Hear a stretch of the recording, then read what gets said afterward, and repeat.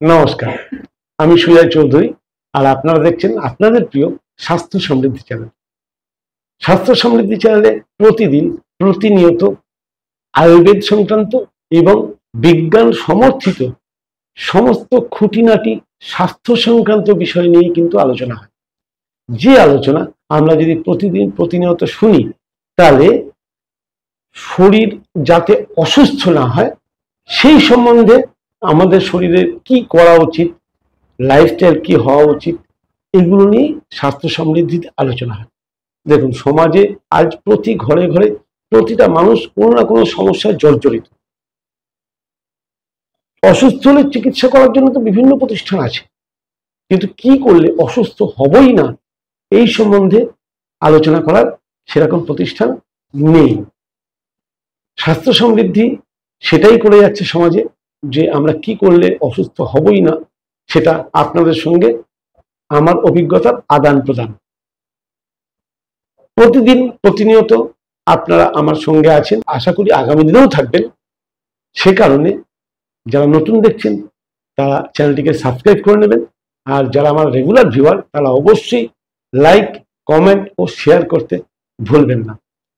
তাহলে শুরু করি আজকে আবার একটা নতুন বিষয় নিয়ে। চলুন দেখি। আজকের বিষয়বস্তুটা সম্পূর্ণ আলাদা।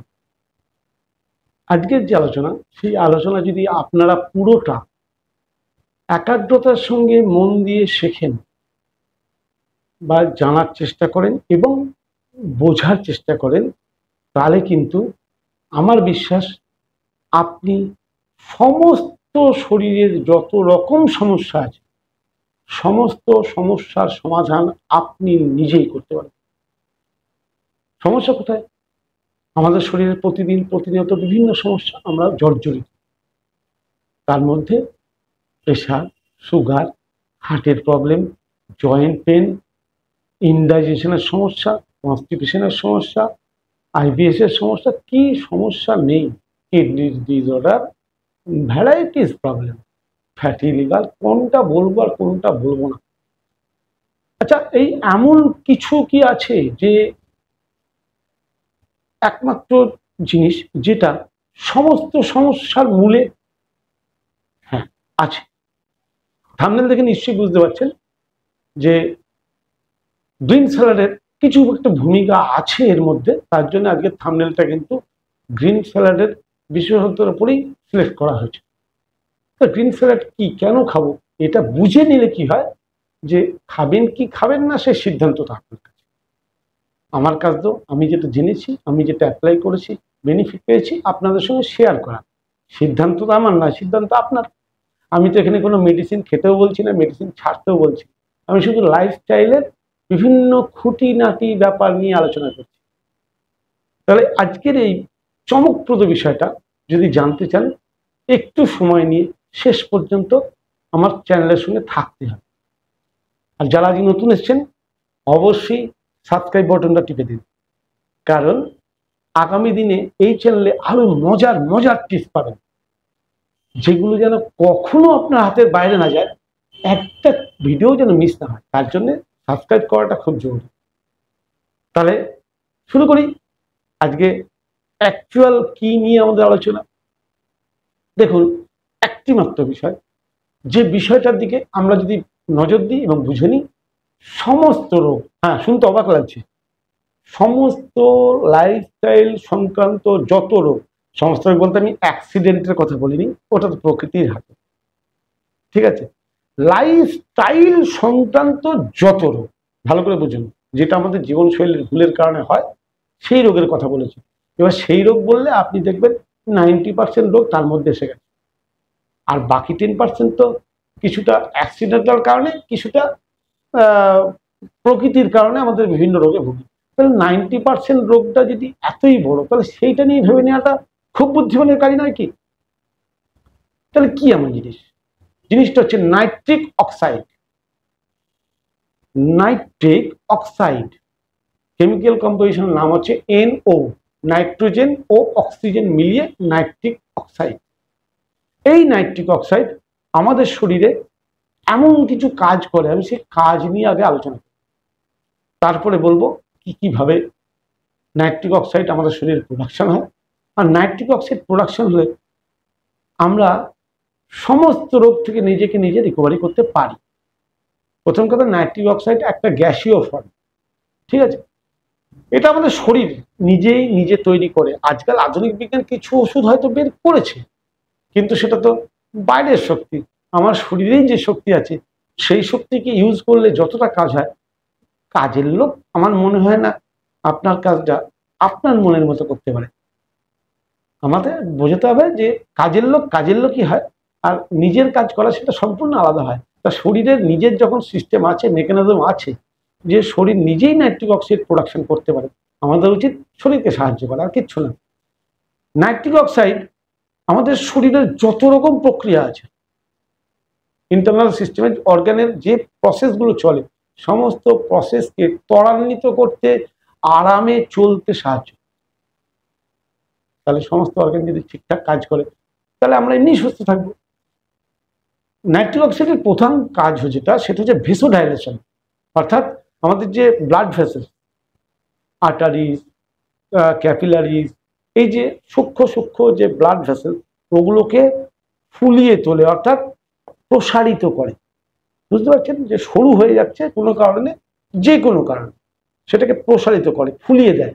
ফলে কি হয়, রক্ত সংবহন, যেটা আমাদের শরীরের মেন ব্যাপার তো রক্ত সংবহন, রক্ত সংবহন প্রক্রিয়াটা খুব ভালোভাবে চলে।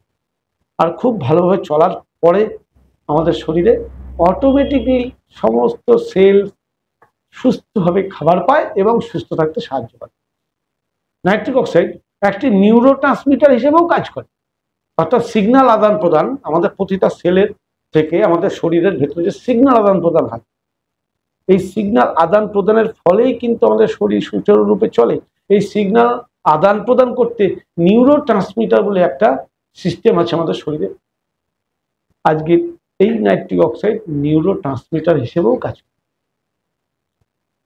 নাইট্রিক অক্সাইড আপনার শরীরে যদি হাই থাকে, তাহলে ইমিউন সিস্টেমকে এতটাই শক্তিশালী করে যে আপনার শরীরে যেরকম সমস্যায় থাকুক, শরীর নিজেকে নিজে লড়াই করে সেই সমস্যা থেকে নিজেকে বের করে আনার ক্ষমতা তৈরি করে দেয় নাইট্রিক অক্সাইড। আমরা ইমিউনিটি বলে লাফাই। ইমিউনিটি বাড়ানোর খুব সহজ রাস্তা হচ্ছে শরীরের নাইট্রিক অক্সাইডের প্রোডাকশনটা বাড়িয়ে দেওয়া। 4 নম্বরে, নাইট্রিক অক্সাইডের আর একটা বড় কাজ, সেটা হচ্ছে হার্ট হেলথ, অর্থাৎ হৃদয়ের স্বাস্থ্যকে সুরক্ষিত রাখে। ফলে হাই বিপি সংক্রান্ত যে সমস্যা ম্যাজিকের মতো ঠিক হয়।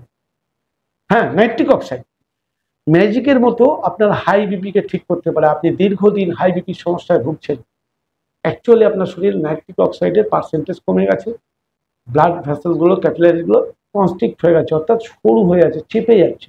ফলে হার্টকে বেশি জোরে প্রেশার দিতে হচ্ছে, হার্টের স্বাস্থ্যেরও ক্ষতি হচ্ছে, আবার ফেটে ফুটে শিরা ফেটে ফুটে রক্ত বেরোনোর ভয় বাড়ছে। ফলে আপনি প্রেশারের ওষুধ খাচ্ছেন। আপনি ওষুধ খান, আমি বারণ করছি না, কিন্তু অবশ্যই কোনো একজনের গাইডেন্স, যাদের হাই প্রেশার বা যাদের সুগার, তারা কারোর গাইডেন্স ছাড়া এই নাইট্রিক অক্সাইডের প্রোডাকশন বাড়াবেন না। কারণ ওষুধ আর নাইট্রিক অক্সাইড দুটো একসঙ্গে চললে আপনার হাইপোগ্লাইসেমিয়া হতে পারে বা মারাত্মক লো ব্লাড প্রেশার হতে পারে। দুটো শক্তি একসঙ্গে চলে, তাহলে ব্যালেন্স করে কিভাবে খাবেন, কিভাবে ওষুধ ট্যাপার করবেন, ওষুধ ট্যাপার করবেন কিনা, সেই সিদ্ধান্তটা নেওয়ার জন্য অবশ্যই কারণ গাইডেন্স। কিন্তু নাইট্রিক অক্সাইড আপনার বিপিকে সম্পূর্ণ কন্ট্রোল করতে সাহায্য করতে পারে। এবার আমাকে জানতে হবে, যার এত গুণ, তাহলে সেই নাইট্রিক অক্সাইড শরীরে বাড়বে কিভাবে? শরীরে বাড়ার জন্য অনেকগুলো প্রসেস আছে প্রকৃতির নিয়ম অনুযায়ী।